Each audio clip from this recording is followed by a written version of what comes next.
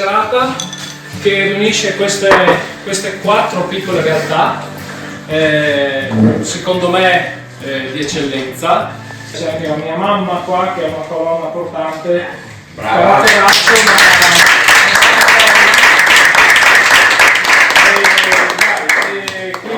Parleranno i bicchieri e adesso vi raccontano loro qualcosa. Va bene?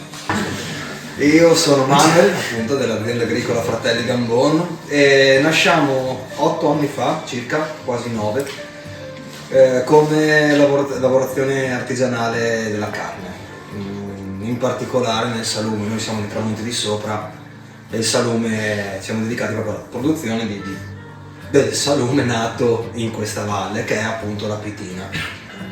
E poi quest'oggi abbiamo anche Filippo con i suoi peperoncini.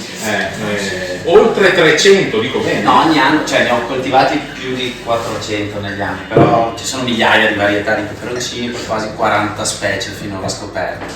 Noi li coltiviamo, io e mia moglie, abbiamo una micro azienda, un micro campo, 5.000 metri quadri, dove coltiviamo principalmente peperoncini e tutte le cose che utilizziamo. In questo piatto avete delle confetture, delle composte, dolci e agrodolci, sono tutte fatte con le nostre cipolle, la nostra frutta e i nostri peperoncini, quindi cerchiamo di chiudere, diciamo, il cerchio.